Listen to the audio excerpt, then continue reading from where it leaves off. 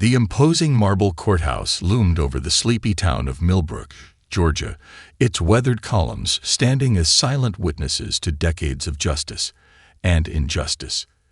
Inside Courtroom B, the morning sunlight filtered through tall windows, casting long shadows across the worn wooden benches where the usual crowd of regulars had gathered for what they assumed would be another routine day of minor infractions and hasty judgments. Sarah Jenkins pushed open the heavy oak doors at precisely 9:15 a.m., her Louboutin heels clicking deliberately against the polished floor. The sound drew curious glances, then lingering stares. She cut an unusual figure in this small-town courthouse, a tailored burgundy Armani suit, perfectly pressed, with a silk blouse that probably cost more than most people's monthly rent. Her natural hair was styled in an elegant crown, and a subtle gold necklace, her grandmother's prized possession, graced her neck. Judge William Harrison's eyes flickered up briefly from his papers, then down again, his expression shifting from disinterest to something harder to read. At 58, he presided over this courthouse for 2 decades, earning a reputation for being old school in his judgments, a euphemism the local black community had learned to dread. Case number 47B, the clerk announced, her voice echoing in the hushed chamber. Parking violation on Cedar Street.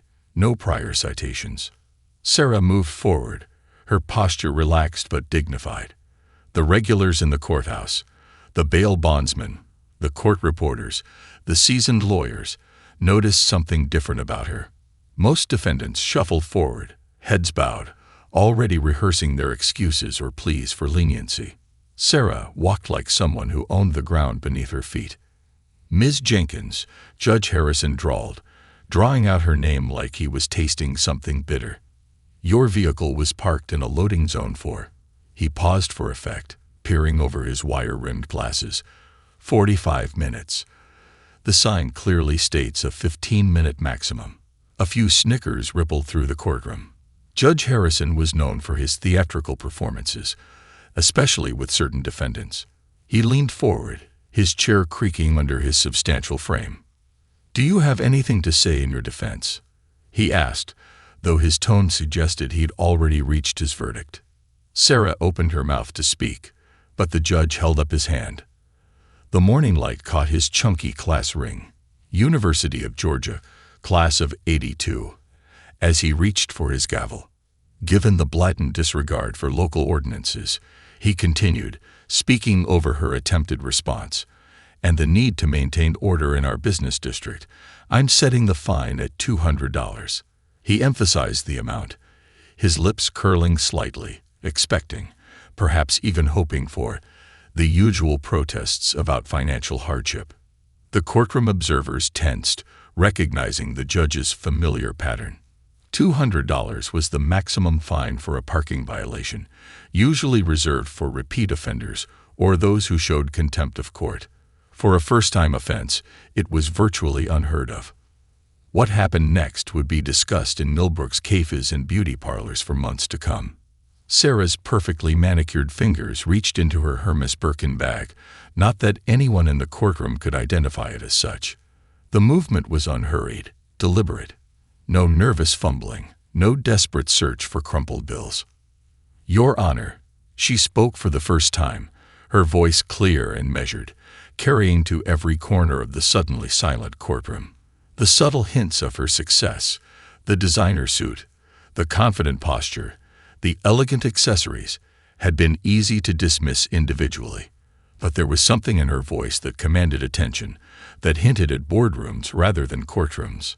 Judge Harrison's hand tightened on his gavel. In 20 years on the bench, he'd developed an instinct for when a situation was about to slip from his control. That instinct was screaming now, though he couldn't quite understand why.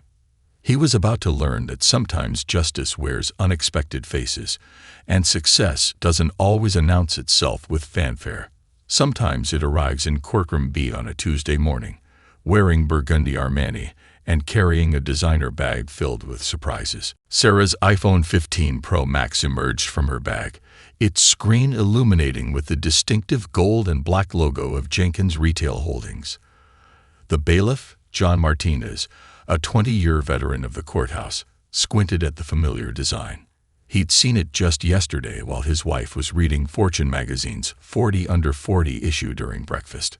"I'll complete the transfer right now, Your Honor," Sarah said, her fingers dancing across the screen. "Though I must say, $200 seems rather steep for a first-time parking violation." Her tone wasn't confrontational. Rather, it carried the gentle authority of someone used to negotiating million-dollar contracts. Judge Harrison's coffee cup hovered halfway to his mouth, the steam rising in lazy spirals. The ordinary ceramic mug, bearing the faded logo of the local bar association, suddenly looked painfully out of place against his formal robes. He watched as Sarah pulled up her banking app, the brief flash of her account balance causing his eyes to widen imperceptibly. The bailiff moved closer to the bench, his polished shoes squeaking against the floor. "Your Honor," he whispered, just loud enough for the first row to hear, "that's Sarah Jenkins." "The Sarah Jenkins. My wife was just reading about her. She owns the chain of 37 stores across 3 states." Sarah completed his sentence, her voice carrying effortlessly. "We're opening our 38th next week in Atlanta's Buckhead district. You and Mrs. Martinez are welcome to attend the grand opening, officer." She smiled warmly at the bailiff, whose face lit up with recognition. The courtroom's atmosphere shifted like a sudden change in barometric pressure. The regular spectators, who moments ago had been settling in for their usual morning entertainment, now sat up straighter. Phones appeared in hands as people quietly Googled her name. "Transfer completed," Sarah announced, holding up her phone to show the confirmation screen. "I've added an extra $50 as a donation to the courthouse renovation fund. I noticed the water fountain in the lobby needs repairs." Judge Harrison's face flushed a deep crimson that crept up from his starched collar. His hand trembled slightly as he set down his coffee cup, leaving a small brown ring on his legal pad. The morning sun, still streaming through the tall windows, seemed to spotlight the growing sweat beads on his forehead. "Ms. Jenkins," he started, his voice having lost its earlier condescension, "I had no idea that I owned one of the fastest-growing retail chains in the Southeast." Sarah completed his sentence, her smile never wavering. "Or that last month's Forbes featured my company's innovative approach to community-based retail." She reached into her bag again, this time producing a glossy magazine with her photo on the cover, standing proudly in front of her flagship store. The magazine made its way to the judge's bench, passed hand to hand by suddenly eager court officials. The cover story's headline read, "The New Face of Retail: How Sarah Jenkins Built a $30 Million Empire by Believing in Forgotten Communities." "Your Honor," the court clerk interjected, her voice unusually animated, "Ms. Jenkins' stores were just featured on Good Morning America last week. They're known for their employee education programs and community reinvestment initiatives." The whispers in the courtroom grew louder, a mix of admiration and embarrassment. Several people were now openly scrolling through news articles about her on their phones, the glow of screens dotting the wooden pews like fireflies. Judge Harrison cleared his throat, his earlier authority evaporating like morning dew. "Perhaps," he managed, adjusting his glasses nervously, "given the circumstances, we could revisit the fine amount." "That won't be necessary, Your Honor," Sarah replied, gathering her belongings with unhurried grace. "Consider it an investment in our justice system." She paused, making deliberate eye contact with him. "Though I do hope future first-time offenders will be treated with the same consideration you initially showed me." As she turned to leave, her heels echoing on the marble floor, the courtroom erupted in hushed conversations. Judge Harrison sat frozen, his gavel forgotten in his hand, watching as Sarah Jenkins, millionaire entrepreneur, community leader, and embodiment of everything he'd failed to see, walked out of his courtroom with the same dignity with which she'd entered. The power had shifted, not with a bang or a shout, but with the quiet confidence of success that needed no announcement. 15 years earlier, on a stormy Georgia night that painted the sky in shades of charcoal and lightning, 14-year-old Sarah Jenkins stood on a rickety wooden chair in her grandmother's store, desperately trying to catch water in a collection of mismatched buckets.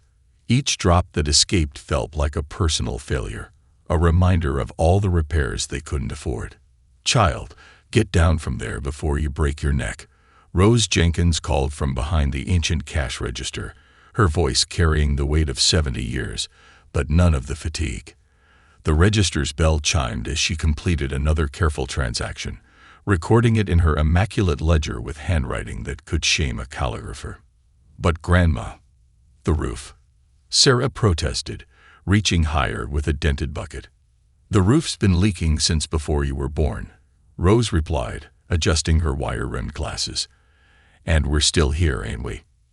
Lightning flashed outside, illuminating the store's interior like a photograph negative. Shelves stocked with precisely arranged canned goods, handwritten price tags hanging from strings, and the proud Rose's Corner Market, sign that Sarah had painted herself last summer. The thunder that followed was almost loud enough to drown out the sound of Sarah's friends driving by, headed to Melissa Thompson's birthday party, a party Sarah had declined to help at the store. "Jenny's special baby formula," Rose muttered, running her finger down her inventory list. "We're running low, and Lucy Mitchell's little one goes through a can every week." She made a note in red ink, her systems as organized as any modern computer database, though she'd never touched a computer in her life. The bell above the door chimed, and in stumbled Lucy Mitchell herself, drenched from the rain and clutching her crying infant. The young mother's eyes were red-rimmed with exhaustion and worry. "Ms. Rose," she began, her voice cracking, "I know it's late, and I don't get paid until next week, but James won't take any other formula, and I'm down to the last scoop." "Child," Rose interrupted, already reaching under the counter for a can of formula. "Did you really think I'd let my grandgodson go hungry?" She pulled out her ledger, turning to a section marked Community Credit, where generations of families had their names listed. Sarah watched from her perch as her grandmother not only gave Lucy the formula, but also slipped an extra package of diapers into her bag. "You just pay when you can," Rose said firmly, making a careful note in her ledger. "And Sarah here," she nodded toward her granddaughter, "she'll help you carry these to your car." Under the awning's shelter, holding an umbrella over Lucy and her baby, Sarah learned her first real lesson in business, one that no MBA program would ever teach. "Your grandmother," Lucy said softly, securing her baby in his car seat, "she saved my life more times than I can count. Not just with credit, but with dignity." Back inside, while mopping up puddles from the leaky roof, Sarah noticed her grandmother's ledger left open. Years of careful accounting told stories between the lines. Christmas credits paid off in small summer installments, medical emergency tabs settled in dollar store increments, and beside each entry, personal notes about families, celebrations, and milestones. "Grandma," Sarah asked, wringing out her mop, "how do you know they'll pay it back?" Rose looked up from her inventory counting, her eyes twinkling behind her glasses. "Baby, there's more than one kind of profit. Every time Lucy brings that baby in here, healthy and growing, that's my dividend. Every time Mr. Johnson's daughter comes by to tell me she graduated college, that's my return on investment." She walked over to Sarah, her arthritis-bent fingers gentle on her granddaughter's chin. "But you want to know the real secret to business?" She gestured around the store. "Everything you see here, every can, every price tag, every credit note, it's all about patterns. People's needs follow patterns.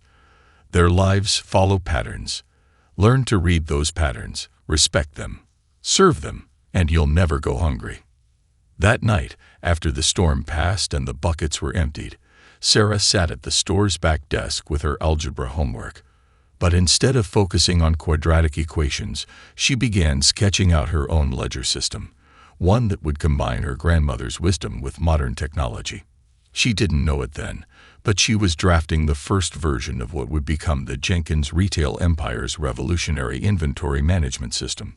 Above her, the roof still leaked, but each drop now sounded less like failure and more like opportunity. The fluorescent lights of Clayton State University's computer lab hummed at 2 a.m., casting a harsh glow over Sarah Jenkins's exhausted face. Her marketing textbook served as an impromptu pillow while her fingers flew across the keyboard, inputting data from her grandmother's store into a makeshift database she created. Empty coffee cups from the campus cafe littered her workspace, testament to her third consecutive all-nighter this week. Ms. Jenkins, Professor Anderson's voice cut through the silence, making her jolt awake. Falling asleep in my 8 a.m. marketing class is one thing, but what could possibly warrant being here at this hour? The elderly professor's stern expression softened as he noticed the complex spreadsheets on her screen. Sarah straightened, quickly wiping a spot of drool from her textbook. "I'm sorry about this morning, Professor. It's just..." She gestured to her laptop screen, where columns of numbers told stories of inventory movement, customer purchasing patterns, and community credit payments. "I think I found something important." Professor Anderson pulled up a chair, his curiosity piqued. The spreadsheet before him wasn't part of any class assignment he'd given. It was something else entirely, something innovative. "See these patterns?" Sarah pointed to a color-coded section. "When Mrs. Thompson buys baby formula, she always picks up diaper wipes 2 weeks later. When Mr. Rodriguez gets his diabetes medication, he stocks up on sugar-free snacks the same day. I've tracked every purchase at my grandmother's store for 3 months, and there's a rhythm to it all." The professor leaned closer, his glasses reflecting the screen's glow. "You're creating a predictive inventory system." More than that, Sarah's fatigue momentarily forgotten in her excitement. "It's a community-based retail algorithm. Look at this column. It shows how customer purchases change based on local events, weather patterns, even payday schedules at the nearby factories." She pulled up another spreadsheet, this one showing credit payments. "And here's the thing everyone gets wrong about lower-income communities. They say the risk of default is too high. But look," her finger traced a pattern of small, consistent payments. "When you work with people's patterns instead of against them, when you understand their lives, the risk virtually disappears." Professor Anderson sat back, stunned. While other students crammed for exams, memorizing theoretical frameworks, Sarah had been building something revolutionary. "This could transform small-scale retail," he murmured. "Have you shown this to anyone?" Sarah shook her head, stifling a yawn. "Just my grandmother. She's been testing it in her store. Last month, we reduced waste by 40% and increased inventory turnover by 25%. She pulled up another file, showing before and after comparisons. "But the best part? Customer satisfaction is up. People find what they need, when they need it, at prices they can afford." The professor's eyes narrowed. "And you're doing all this while working full-time at your grandmother's store?" 18 hours a day, Sarah confirmed, attempting to smooth her wrinkled shirt. "Store opens at 6 a.m., classes from 8 to 2, back to the store until 10, then here until..." She glanced at the clock and winced. "Well, until I can't keep my eyes open anymore." Professor Anderson was silent for a long moment, studying not just the impressive data on the screen, but the determined young woman before him. In 30 years of teaching, he'd never seen anything quite like this. "Ms. Jenkins," he said finally, "I think it's time we had a serious discussion about your future. But first..." He stood up, collecting her empty coffee cups. "Go home and get some sleep. Your algorithm shows you the importance of patterns. Well, humans have patterns too, and sleep deprivation isn't sustainable." As Sarah packed up her laptop, the professor added, "Oh, and Sarah, skip tomorrow's class. Use the time to prepare a proper presentation of this system. I'd like to introduce you to some people from the Business Incubator program."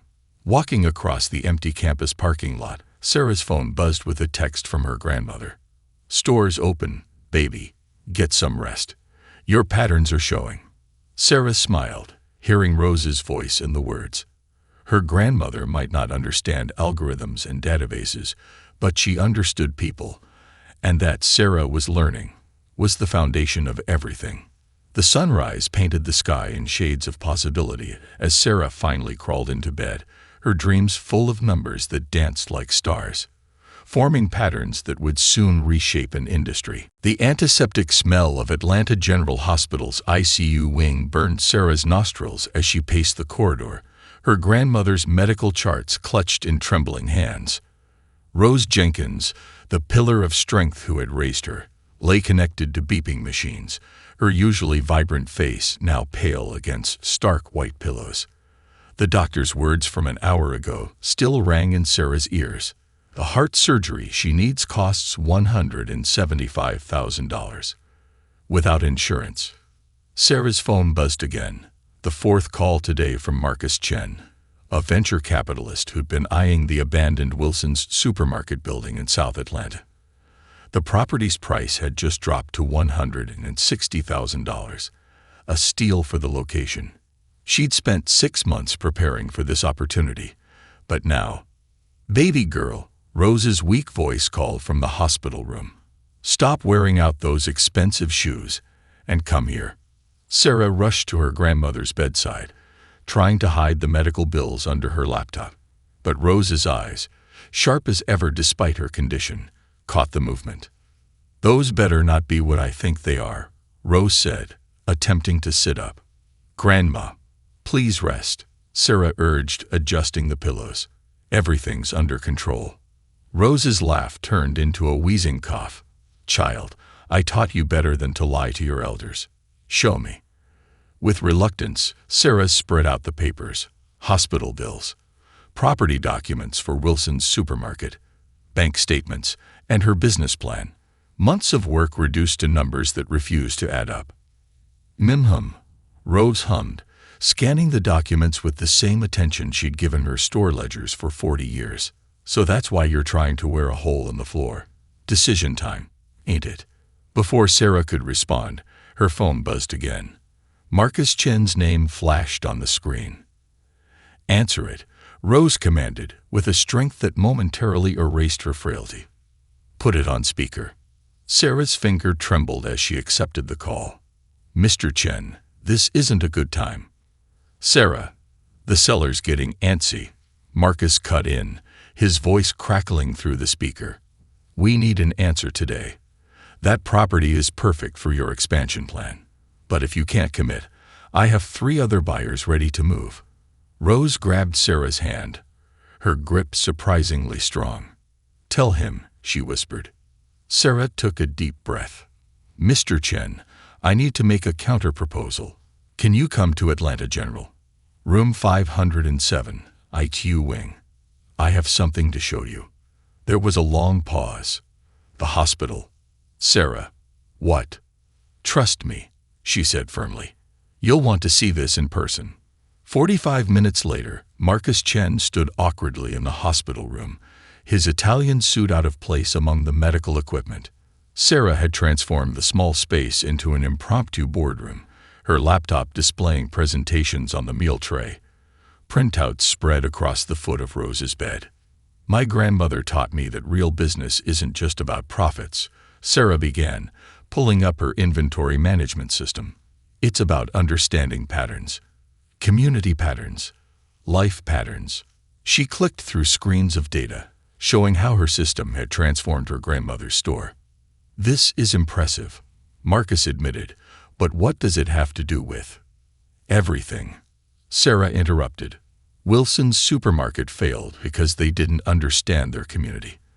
But look at these projections." She showed him simulation after simulation, each backed by data from her grandmother's store. "With my system, we can reduce waste by 60%, increase turnover by 40%, and most importantly, build community trust." Rose watched silently, her eyes gleaming with pride as her granddaughter commanded the room from beside her hospital bed. "I need $335,000, Sarah concluded. "It covers both the property and my grandmother's surgery.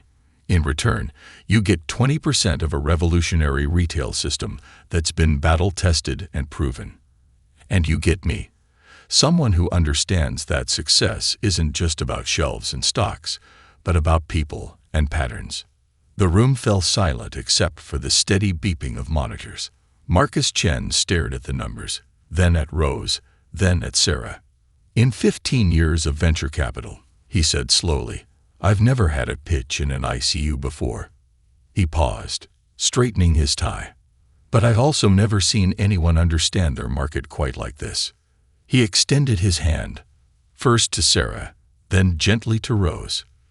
"Let's make a deal. Both of them."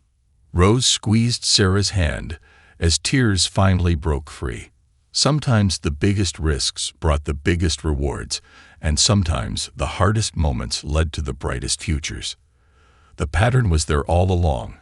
They just had to be brave enough to follow it. "They said it would fail within 6 months," Sarah Jenkins remarked, standing before the floor-to-ceiling windows of her flagship store in South Atlanta. The same location where Wilson's supermarket had once stood now gleamed with modern efficiency, yet maintained a warmth that corporate retailers never quite managed to capture. Marcus Chen, now her mentor and board member, walked beside her through the morning rush, observing as customers navigated the uniquely designed space. "And instead, you've turned every retail rule upside down." He nodded toward a row of sleek charging stations where customers' phones powered up while they shopped. "Remember when the board said this community wouldn't have smartphones?" Sarah smiled, pausing to help an elderly woman reach a high shelf. "Mrs. Thompson, I see you're getting your grandson's favorite cereal again. Did you know we're running a special on milk to go with it?" The woman beamed. Sarah Jenkins, owner of all these fancy stores, and still helping old ladies with their shopping. "Your grandmother raised you right." As Mrs. Thompson wheeled her cart away, Marcus shook his head in amazement. "You know every regular customer by name, don't you?" "Patterns, Marcus. Remember." Sarah led him toward the store's back area, where something revolutionary was taking place. Through a large window they could see what looked like a classroom, filled with employees in Jenkins retail uniforms, all focused intently on their instructor. "Today's lesson is inventory psychology," Sarah explained. "We're not just teaching them to stock shelves. We're teaching them to read patterns, understand community needs, predict trends." She pressed a button, and the room's audio filled their ears. "Think about why Mrs. Garcia always buys extra rice on the 15th, the instructor was saying. Is it just because it's payday? Or is it because her grandchildren visit every third weekend? Understanding these patterns helps us serve our community better." Marcus watched as the employees engaged in animated discussion, taking notes and sharing observations. "This is why your stores in bad neighborhoods outperform premium locations," he realized. "You're not just running stores. You're building community intelligence networks." Speaking of networks, Sarah gestured toward another innovation. The mini bank installed in the corner. Where traditional banks had abandoned these neighborhoods, Jenkins Retail had partnered with credit unions to provide essential financial services. Customers could cash checks, pay bills, and even get financial advice while doing their shopping. A young man in a Jenkins uniform approached them, tablet in hand. "Ms. Jenkins, I noticed a pattern shift in the produce section. Since we installed the recipe kiosks, sales of fresh vegetables are up 40%, but we're seeing waste in certain items." Sarah reviewed his data, nodding approvingly. "Good catch, James. What's your proposed solution?" "I think we should adjust our ordering algorithm to account for recipe popularity," he replied confidently, "and maybe add cooking demonstrations for less familiar vegetables." "Make it happen," Sarah smiled. "And James, present your findings at next week's management training session." After the employee left, Marcus whistled low. "From stock boy to future manager in 8 months. Your employee university is creating leaders faster than Harvard. Because we're teaching real-world retail, not just theory," Sarah explained, leading him to her office. The walls were covered with community photos and achievement certificates. Not hers, but her employees. Every person who works here understands they're not just employees. They're future entrepreneurs. She pulled up her latest innovation on her computer, a sophisticated AI system that combined her original pattern recognition algorithm with years of community data. See these spikes. We knew the Johnson family reunion was coming up before they even announced it. Ordered extra supplies, hired temporary help, even prepared special displays. The family was amazed we remembered. But it wasn't memory, it was mathematics. Marcus leaned in, studying the complex patterns on the screen. Sarah, this is beyond retail. This is community intelligence at a level big corporations can't match. Exactly, Sarah smiled, pointing to a map showing her store's locations. Every red dot is a neighborhood other retailers abandoned. Every green dot is a successful Jenkins store. The pattern is clear. Success isn't about demographics or income levels. It's about understanding and serving your community. The office door opened, and a group of corporate executives from a national chain filed in, notebooks ready. They'd paid a premium for this consultation, eager to understand how Jenkins' retail success defied every conventional metric. Sarah stood, smoothing her blazer. Gentlemen, let's talk about patterns. The headline blazed across social media like wildfire. Jenkins' retail empire, built on hidden privilege. Sarah Jenkins stared at her phone screen in her penthouse office, watching as the hashtag Jenkins Exposed trended nationwide. Below it, a viral thread claimed to expose the truth behind her success story. Your grandmother's store was backed by old money, the post alleged, complete with fabricated documents. The whole self-made story is a marketing ploy. Trust fund baby playing at being an entrepreneur. Lisa Chen, her head of PR, and Marcus's daughter, burst into the office. Sarah, it's spreading. Traditional media is picking it up. We've got calls from CNBC, Forbes, and who started it? Sarah interrupted, her voice steady despite the chaos. Global Mart's PR firm, Lisa replied, tablets spread across the desk showing various social media metrics. They're losing market share in the Southeast. Our community-based model is eating into their profits, and they're fighting dirty. Sarah stood, walking to the window overlooking her flagship store. Below, reporters were already gathering, their cameras pointed upward. Her phone buzzed with messages from concerned employees across all 37 stores. Ms. Jenkins, her assistant called through the intercom. Your grandmother is on line 1. Sarah picked up immediately. Grandma, have you seen? Baby girl. Rose Jenkins's voice crackled through the speaker, strong despite her age. Remember what I taught you about patterns? Well, here's one. When they try to tear you down, you must be doing something right. A smile tugged at Sarah's lips. They're saying you had secret millions. Rose's laugh echoed through the phone. Child, the only millions I had were in wisdom. Now, are you going to let these lies bury you, or are you going to show them what a Jenkins woman is made of? Sarah's fingers drummed against her desk, her mind racing through patterns, not just of inventory and sales, but of truth and perception.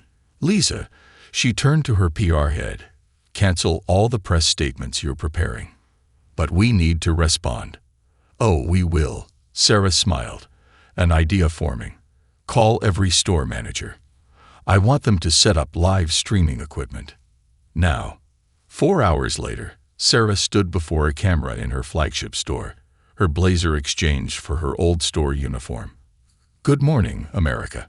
I'm Sarah Jenkins, and today, I'm going to show you exactly how I built this company. What followed was a masterclass in authentic leadership. Sarah worked a full shift, live streamed across all social media platforms. She stocked shelves, helped customers, ran the register, and explained her inventory system, all while sharing stories of her journey. See this scanner? She demonstrated to millions of viewers. I coded the first version of our inventory system on a borrowed laptop in college. Every beep represents years of learning patterns, understanding communities. She showed them the employee university, where former stockboys were becoming future entrepreneurs. She welcomed cameras into the community financial center, where elderly residents could bank safely without traveling miles to the nearest branch. As the day progressed, something unexpected happened. Customers began sharing their own stories on social media. Videos emerged of Sarah helping people during hard times, of her stores extending credit during disasters, of employees whose lives she changed. #RealBossLife started trending. Lisa reported, amazed. People are sharing stories from all 37 stores. The crescendo came when Sarah opened her grandmother's original ledgers on live camera. "You want to know my privilege?" she asked the millions watching. Here it is. The privilege of learning that business isn't just about profit. The privilege of understanding that true wealth comes from lifting others while you climb. She held up the worn books. These ledgers show every penny that came through my grandmother's store. They also show every time she helped someone in need, every payment plan she created for struggling families, every child she fed when their parents were short on cash. The camera panned to show Rose Jenkins herself, walking slowly into the store with her old ledger books. The social media metrics exploded as grandmother and granddaughter embraced. "Your turn to keep the pattern going," Rose whispered, but the microphones caught it.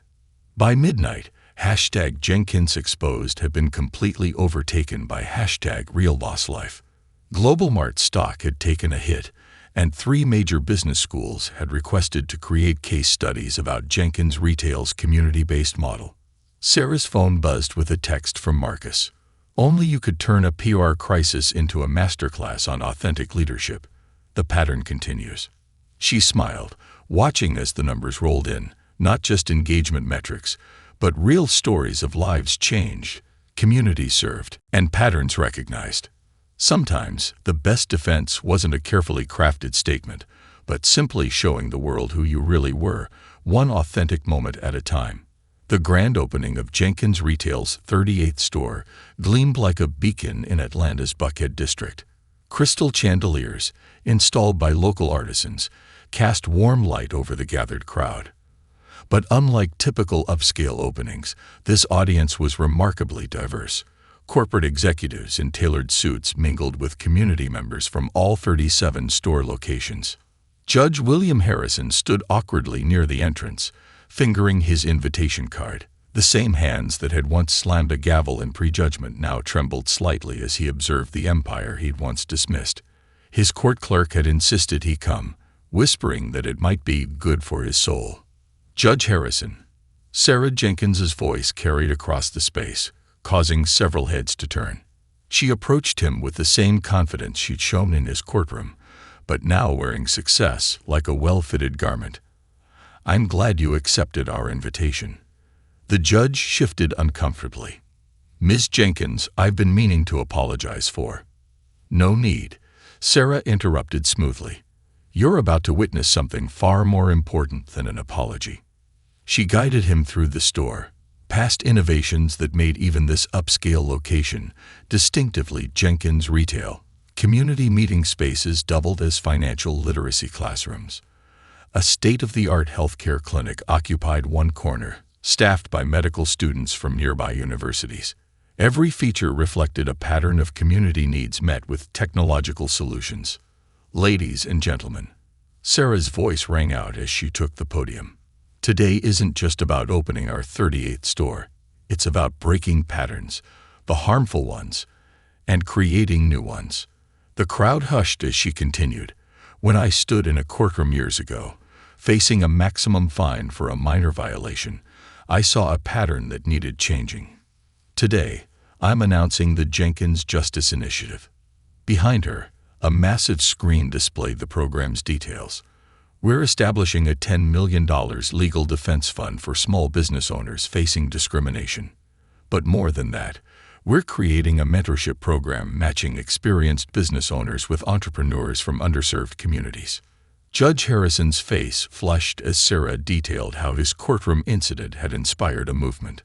The initiative would provide legal support, business education, and seed funding to entrepreneurs who might otherwise be dismissed or discouraged. "And to launch this initiative," Sarah smiled, "I'd like to introduce our first success story."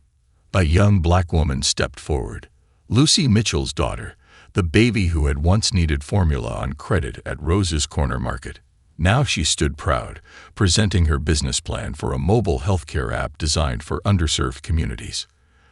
The Jenkins Justice Initiative has already funded 5 such projects, Sarah announced, because true justice isn't just about courtrooms, it's about creating opportunities, recognizing patterns of inequality, and actively working to change them.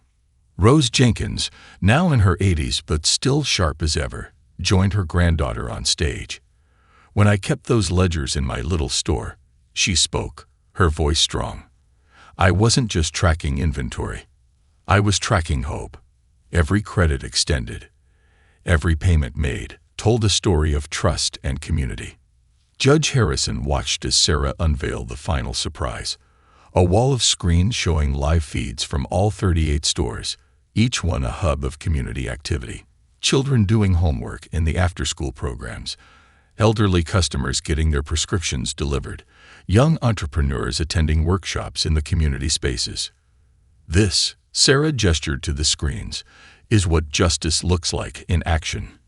Not just selling products, but building futures. Not just making profits, but making differences. The judge found himself approached by a group of law students who'd been selected for the initiative's legal advocacy program. They eagerly shared their plans to provide pro bono support to small business owners, their eyes bright with purpose. As the evening wound down, Sarah found the judge standing before the legacy wall, a display showing the journey from Rose's Corner Market to the Jenkins retail empire. "You know, Judge Harrison," she said quietly, "sometimes our biggest mistakes lead to our greatest opportunities for change." He turned to her, years of regret evident in his eyes. "Miss Jenkins, how do you do it? Turn even prejudice into progress." Sarah smiled, pointing to the pattern recognition software running quietly on nearby screens. "The same way we run our business, by recognizing patterns, good and bad, and choosing which ones to break and which ones to build." As the judge left that evening, he passed a mother explaining to her daughter how she too could own a business someday. The little girl stared up at Sarah's portrait on the wall, her eyes wide with possibility. Sometimes, the sweetest justice wasn't about punishment or revenge. It was about transforming old patterns of prejudice into new patterns of opportunity. One store, one community, one changed mind at a time.